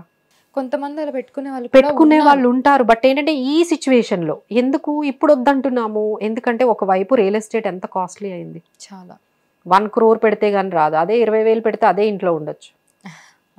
It's sense right. అప్పట్లో మేబీ మనకన్నా ముందు జనరేషన్స్ కి వాళ్ళకి రియల్ ఎస్టేట్ చాలా తక్కువ ఉండేది కదండి. సో వాళ్ళకి అది వర్కౌట్ అయింది, ఇల్లు కొనుక్కోవడము, హౌస్ కొనుక్కోవడము. అప్పుడు ఏంటంటే చాలా తక్కువ కదా, 20 లక్షలు 30 లక్షలకే వాళ్ళకి బడ్జెట్లో అయిపోయేది. ఇప్పుడు ఇంత కాస్ట్లీ టైంలో మనం అంతా ఇప్పుడు మీ జాబ్ ఉందనుకోండి, మీరు ఒక 60,000 ఈఎంఐ పెట్టారు, 2 months తర్వాత జాబ్ పోతే మీరు ఎక్కడ కడతారు? కట్టలే, మళ్ళీ అప్పులు చేసుకోవాల్సి ఉంటుంది, లోన్లు తీసుకోవాల్సి ఉంటుంది, రకరకాల బాధలు, అంత టెన్షన్. ఇంకా అంటే ఇది is like you are getting married with house అనమాట. ఇక అదొకటి మీ బర్డన్ అలా కంటిన్యూగా. కరెక్ట్ గానే అన్నారు. సో అంటే ఇంటి ఈఎంఐ ఒకటే కాదు, దెర్ ఆర్ మెనీ థింగ్స్. ఇప్పుడు ఐఫోన్ కొనాలన్నా కూడా చాలా మంది నిజంగా అంటే ఎవరి దగ్గర పడితే వాళ్ళ దగ్గర ఐఫోన్ ఉంటుంది. I really wanted to talk about this. అంటే బజ్జీలు అమ్ముకునే వాళ్ళ దగ్గర నుండి, దోశలు వేసే వాళ్ళ దగ్గర నుండి అందరి దగ్గర ఐఫోన్ ఉంటుంది. ఆ ఐఫోన్ వాళ్ళు మొత్తం డబ్బులు పెట్టి కొనలేదు, ఈఎంఐస్ పెట్టి కొన్నారు. ఈఎంఐస్ పెట్టి ఒక వస్తువుని కొనడం ఎంతవరకు కరెక్ట్? ఎలాంటి వస్తువులు ఈఎంఐ లో కొనాలి? ఇక్కడ ఒక కొటేషన్ మనం చెప్పుకోవాలండి, నిజంగా రిచ్ గా ఉన్న వాళ్ళు they don't show off. You are showing off even though you are not rich. you are showing it, you are rich, but you are not rich. Really the rich ఇప్పుడు ఎలా అయిపోయిందంటే అమ్మో iPhone ఉంటేనే value ఇస్తారేమో అనే stage వెళ్ళిపోయిందండి. But how far you are అంటే దానికోసం మనము ఎంతవరకు వెళ్ళిపోతున్నాము, ఓవర్ బోర్డ్ అయిపోతున్నాము. సో ఆ అమౌంటే కానీ ఉంటే we could have used it for some useful. మనకి ఏదైనా అన్సర్టనిటీస్ వచ్చేటప్పుడు మనకు అది యూజ్ అవుతుంది. నిజంగా మనం ఎఫర్ట్ చేయగలిగితే డెఫినెట్లీ కొనొచ్చండి. బట్ ఈఎంఐస్లో కొనడం అనేది I don't think so. Like it is దానికన్నా మనకు వ్యాలిడ్ అదర్ ప్రయారిటీస్ని మనము చెక్ చేసుకుంటే. బట్ యూ క్యాన్ అండర్స్టాండ్ మనకి ఏది బెటర్ అనేది. అందుకనే మనం ఏం చేయాలంటే మనకు వచ్చిన ఇన్కమ్ని 3గా డివైడ్ చేసుకోవాలి. ఎలా అంటే ఇప్పుడు మీకు ఒక 30,000 వస్తుంది, లేకపోతే 50,000, అందులో 50% మీ నీడ్స్, డే టు డే మీ ఎక్స్పెన్సెస్కు అవన్నీ. ఇంకొక 10-20% మీ ఇలాంటివి, మీకు ఈ ఐఫోన్ ఇష్టమా, లేకపోతే మీకు రెస్టారెంట్స్కి వెళ్ళడం ఇష్టమా, shopping. But there is a limit, right? 20% మీ శాలరీలో ఎంత వస్తుందో, మిగతా 20% మీరు సేవ్ చేయాలి కదా. నిజంగా మీరు 20% సేవ్ చేసి మీరు ఐఫోన్ కొనుక్కుంటారో, ఏ ఫోన్ కొనుక్కుంటారో అది మీ ఇష్టం. నిజంగా మీరు సేవ్ చేసి మీరు చేయండి, అప్పుడు మీకు తెలుస్తుంది. సో ఎవ్రీ వన్ అండి, ఒక్కసారి వాళ్ళు క్వశ్చన్ చేసుకోవాలి, నేను ఎవ్రీ మంత్ ఏమైనా సేవ్ చేస్తున్నానా. మినిమం టు మినిమం 20% చేయాలి. సో 20% చేసిన తర్వాత మిగతా అంతా ఖర్చు పెట్టుకోండి. ఇప్పుడు ఎవరు వద్దన్నారు మేడం? ఇన్వెస్ట్మెంట్ పర్పస్ వచ్చేసరికి ఇప్పుడు మనకి యాప్స్ కూడా వచ్చేసాయి, ఐసిఐసి యాప్స్ కానీ బ్యాంక్ యాప్స్ వచ్చాయి. అందులో ఎఫ్డి ఆర్డి అని ఉంటుంది. సో వీటిలో అంటే సేవ్ చేసుకోవచ్చా ఇందులో? అదేనండి, like when you are young and you have longer period to achieve the goals అన్నప్పుడు మనం ఇలాంటి డెట్ ఇన్స్ట్రుమెంట్స్లోకి వెళ్ళకూడదు. ఎందుకంటే మీరు ఎప్పుడైతే సేవింగ్స్ అకౌంట్, ఎఫ్డి ఇవన్నీ చెప్తున్నారో అవన్నీ 6%. ఆఫ్టర్ టీడీఎస్ తర్వాత మీకు ఎంత వస్తుంది? 4.5%. అది అసలు దేనికి సరిపోతుంది? మనం ఎక్కడ ఇన్వెస్ట్మెంట్ చేసినా ఒక్కటి గుర్తుపెట్టుకోండి, 12% to 15% రావాలి. ఈ 2 ఫిగర్లు మీకు రావట్లేదు అనుకోండి, అంటే మీరు కరెక్ట్గా ఇన్వెస్ట్మెంట్ చేయట్లేదు, అది ఇన్వెస్ట్మెంట్ కాదు. ఎందుకంటే మన ఇన్ఫ్లేషనే అన్ని 10% పెరుగుతున్నాయి. మరి మీరు 10% పెరుగుతున్న చోట మీరు 5%కి ఎక్కడ ఇన్వెస్ట్ చేస్తే దాన్ని ఇన్వెస్ట్మెంట్ ఎందుకు అంటారు? ఎప్పుడైతే మీరు ఇన్ఫ్లేషన్కి మించి రిటర్న్ వస్తుందో దాన్నే ఇన్వెస్ట్మెంట్ అంటారు. సో మనకి అన్ని 10% రేట్లు పెరుగుతున్నాయి కాబట్టి మనకు 12% వచ్చింది అనుకోండి, దెన్ ఇట్ ఈస్ మీరు ఇన్సూరెన్స్ చూసుకోండి, అది ఇన్వెస్ట్మెంట్ కాదు. గోల్డ్ కూడా అంతే, గోల్డ్లో కూడా ఎక్సెసివ్గా పెట్టకూడదు, అది కూడా మనకి 12% ఏమి రిటర్న్స్ ఏమి ఇవ్వదు లాంగర్ పీరియడ్లో. అంటే గోల్డ్ ప్రైజెస్ కూడా పెరుగుతూ ఉంది కదా ఇప్పుడు. ఇన్వెస్ట్మెంట్ అంటే ఫస్ట్ ఇన్వెస్ట్మెంట్ చేయాలి అని అనుకుంటే గోల్డ్ లో చేయొచ్చు కదా, అది యాక్సెసిబుల్ అందరికీ కూడా. అది పెద్ద తెలుసుకోవడానికి అంత అవసరం లేదు. షాప్కి వెళ్ళి గోల్డ్ తీసుకుంటే గోల్డ్ పెరుగుతూనే ఉంది కదా. 30,000 నుండి ఎంత ర్యాపిడ్ గా పెరిగిందో మనం చూసాం, 75,000 80,000 క్రాస్ చేస్తుంది. సో అలా మీరేం చెప్తారు గోల్డ్ ఇన్వెస్ట్మెంట్ గురించి? గోల్డ్ మీరు ఒక 1 lakh పెట్టి మీరు ఒక ఆర్నమెంట్ కొనుక్కుంటే మీకు అక్కడే 30% పోతుంది. దాన్ని ఇన్వెస్ట్మెంట్ ఎలా అంటాము? అంటే 30% ఎందుకు పోతుంది? జిఎస్టీ కట్టాలి, తర్వాత మీరు ఏదో ఆర్నమెంట్ తయారు చేసుకుంటారు అంటే మీకు 1 lakh పెడితే 1 lakh వాల్యూ గోల్డ్ వస్తుందా? 30% మీకు అక్కడే పోతుంది. ఇంకా దాన్ని ఇన్వెస్ట్మెంట్ అని ఎట్లా అంటాము? సో గోల్డ్ లో ఇన్వెస్ట్మెంట్ చేసే ఆప్షన్ లేదా? ఉందండి, గోల్డ్ ఈటీఎఫ్స్ అని ఉంటాయి, గోల్డ్ మ్యూచువల్ ఫండ్స్ ఉంటాయి. అందులో ఏంటంటే 100% వెళ్ళిపోతుంది. మీరు ఎప్పుడైతే ఆర్నమెంట్ కి వెళ్ళారనుకోండి, షాప్ వాళ్ళకే ఇవ్వాలి 20-30%. ఎగ్జాక్ట్లీ, అంటే మళ్ళీ వాడు మేకింగ్ చార్జెస్ డిజైన్ చేసిన దానికి వేసుకుంటాడు, షాప్ తరుగంటాడు, అసలు ఆ ఎక్స్పెండిచర్ అంతా మీ మీదే వేస్తారు కదా. So that is not investment. మీరు ఎప్పుడైతే గోల్డ్ లో ఒక ఆర్నమెంట్ కొని అది ఇన్వెస్ట్మెంట్ అని మీరు అనుకుంటున్నారు, బట్ అది ఇన్వెస్ట్మెంట్ కాదు. ఆల్రెడీ అక్కడ 20% మీరు లాస్ అయిపోయారు. నెక్స్ట్ టైం మీరు అదే ఆర్నమెంట్ ఇస్తే మీకు 1 lakh ఇస్తారా? ట్రూ. ఇప్పుడు మీరు చెప్పినట్టుగా గోల్డ్ లో ఇన్వెస్ట్మెంట్ చేయాలనుకుంటే ఎక్కడ ఇన్వెస్ట్మెంట్ చేయాలి, ఏం ఇన్వెస్ట్మెంట్ చేయాలి? సో గోల్డ్ ఈటీఎఫ్స్ అనేవి ఉంటాయండి. సో గోల్డ్ ఈటీఎఫ్స్ లో మీరు 2,000-3,000 ఎంత ఉన్నా మీరు పెట్టుకోవచ్చు. అలానే గోల్డ్ మ్యూచువల్ ఫండ్స్ ఉన్నాయి, ఎస్ఐపి ద్వారా కూడా గోల్డ్ లో పెట్టుకోవచ్చు. తర్వాత గోల్డ్ సావరిన్ బాండ్స్ ఉన్నాయి, అంటే డిజిటల్ వే అంటాము. ఇప్పుడు మీకు అంతా తెలిసింది ఏంటంటే ఫిజికల్ ఆఫ్ బయింగ్ గోల్డ్ తెలుసు, ఏదైనా ఫిజికల్ గా. కానీ ఫిజికల్ గా కాదు, డిజిటల్ గా మనం మారిపోవాలి. డిజిటల్ గోల్డ్ కొనాలి, టెక్నాలజీకి తగ్గట్టుగా గోల్డ్ మనం కూడా డిజిటల్ గా కొంటే అప్పుడు మీరు అన్నట్టు 30,000-80,000 అయితే you feel that kind of ఆ రిటర్న్స్ మీకు తెలుస్తాయి. బట్ ఈ ఆర్నమెంట్ లో ఏం తెలుస్తాయి? ఇప్పుడు ఎక్కువగా రెగ్యులర్ గా చేసే వాళ్ళంతా ఏం చేస్తున్నారు, ఒక గోల్డ్ షాప్ కి వెళ్ళి ఒక స్కీమ్ పెడతారు, 5,000-10,000 గోల్డ్ స్కీమ్ కడతారు. గోల్డ్ స్కీమ్ కట్టిన తర్వాత కంపల్సరీ వాడు ఆర్నమెంట్ తీసుకోమంటాడు. అందులో ఇంకొక 20,000 వేసి ఇంకొక ఆర్నమెంట్ అంతా కలిపి ఒక ఆర్నమెంట్ తీసుకుంటారు. సో మళ్ళీ అదే పని ఇంక ఇదే కంటిన్యూగా మీరు చేస్తూ ఉంటే, సో ఈ గోల్డ్ స్కీమ్ అనేది కూడా మంచిది కాదు.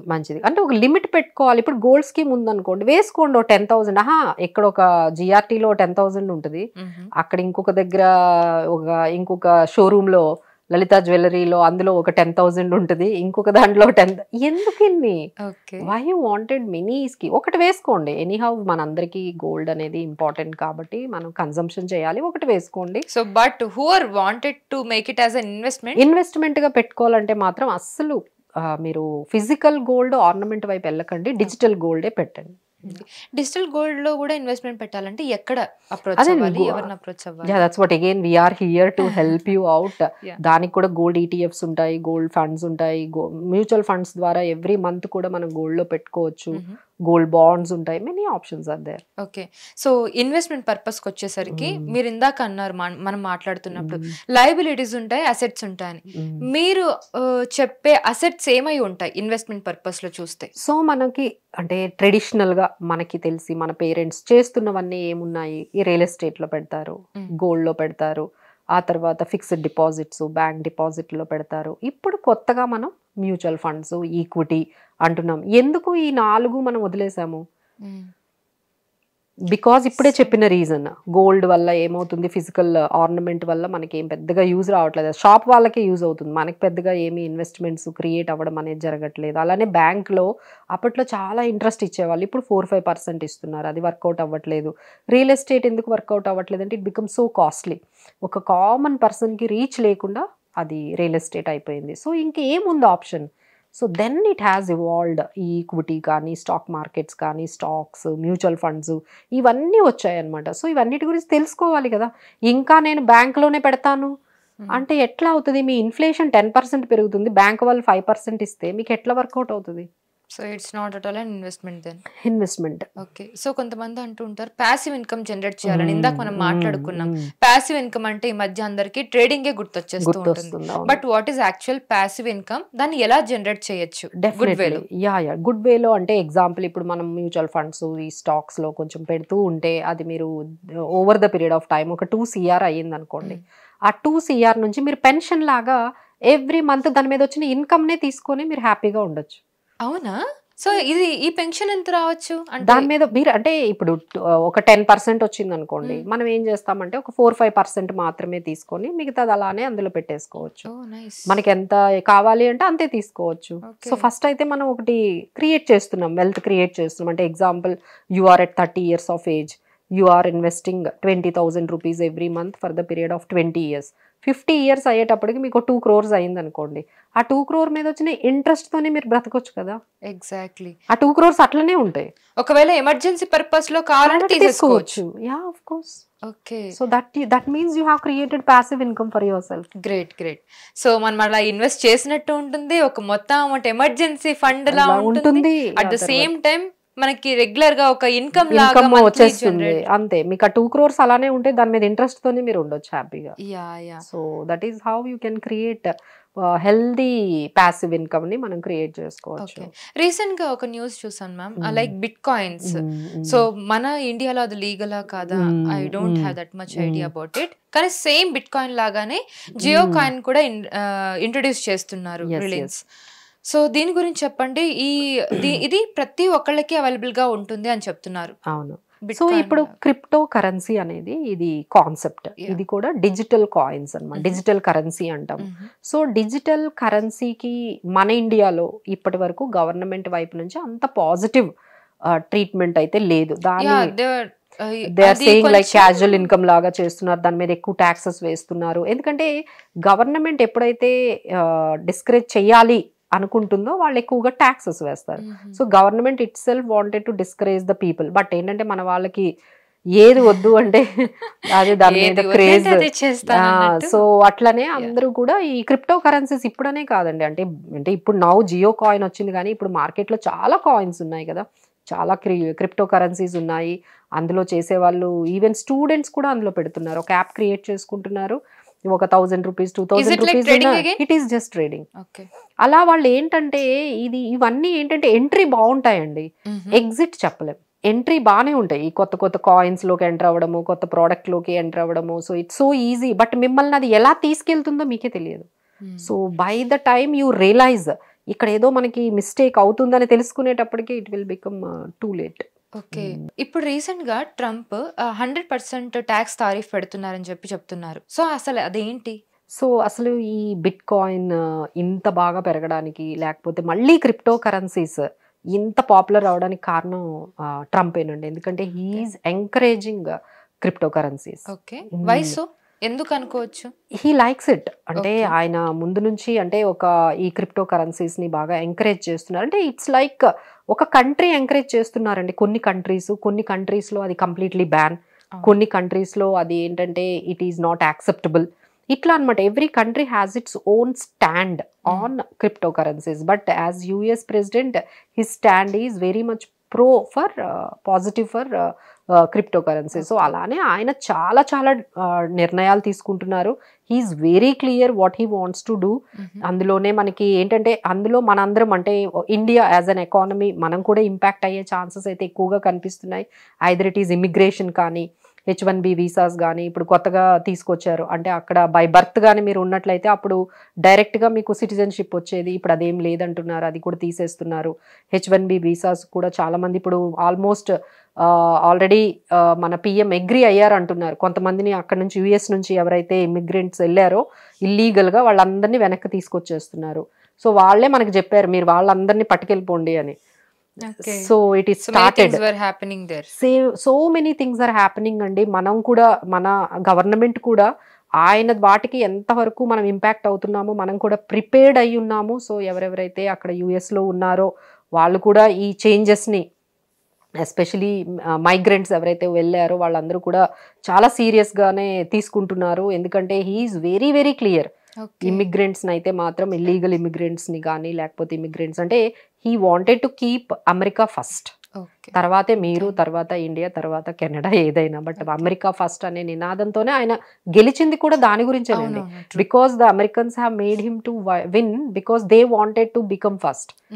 సో అందుకని ఇప్పుడు ఆయన చేయాల్సిందే. He has to do it. But అందులోనే ఏంటంటే ఈ కొంతమందికి అది ఇంపాక్ట్ నెగిటివ్గా అవుతుంది. ఎస్పెషల్లీ కొన్ని కంట్రీస్ లైక్ మెక్సికో. ఇప్పుడు మీరు అన్నట్టుగా టారిఫ్స్ వాళ్ళ దగ్గర ఎవరి దగ్గర అయితే ఇంపోర్ట్ ఫీ కొన్ని అంటే ట్రేడ్ ఉంటుందండి. అంటే మనం కొన్ని ఎక్స్పోర్ట్ చేస్తూ ఉంటాం. అంటే వాళ్ళు ఏదైతే ఇంపోర్ట్ చేసుకుంటున్నారో మీరు దాని మీద ఎక్కువగా వేస్తే వాళ్ళు మీ దగ్గర నుంచి ఎక్స్పోర్ట్ చేసుకునేటప్పుడు అనేది చాలా ఎక్కువ. అసలు మొత్తం అంతా వేస్తే ఇంకెక్కడ. దట్స్ వాట్ అంటే దే వాంటెడ్ టు ఏంటంటే మనం ఏదో అంటే మిగతా కంట్రీస్ యుఎస్ ని ఎక్స్ప్లాయిట్ చేస్తున్నాయి అని ఆయన ఫీలింగ్. మమ్మల్ని ఎక్స్ప్లాయిట్ చేస్తున్నారు, we wanted to stop this exploitation, మమ్మల్ని చాలా చేస్తున్నారు. ఆయన ఆల్రెడీ WHO నుంచి కూడా బయటకు వచ్చేసారు. వరల్డ్ హెల్త్ ఆర్గనైజేషన్ లో US use to be the member. కానీ మేము ఆయన చాలా అంటే US use to give lot of donations, చాలా కంట్రిబ్యూట్ చేస్తుంది. కానీ మీ వల్ల మాకేం యూజ్ లేదని ఆయన బయటకు వచ్చేసారు. So they are also feeling bad. అదేంటి ఎట్లా మీరు WHO నుంచి ఎట్లా వెళ్ళిపోతారు అని అందరు షాక్ అనమాట. Like he's taking very very bold steps in every aspect. So every country is getting impacted in a one or different way and it is just beginning and but he is very clear and no one can stop him now. So మొత్తానికైతే ఇది అసలు నేను ఇంకా చాలా questions ఉన్నాయి mind లో నిజంగా financial aspect లో మాట్లాడాలంటే. So this would be the first podcast part 1 అవుతుంది ఫినాన్షియల్ మేనేజ్మెంట్ లో. Will definitely do series to this. So ఇది ఇవాల్టి మన పాడ్కాస్ట్. సో చాలా విషయాలు అయితే కవర్ చేశారు ma'am, which is really necessary to the people. So thank you so much for coming.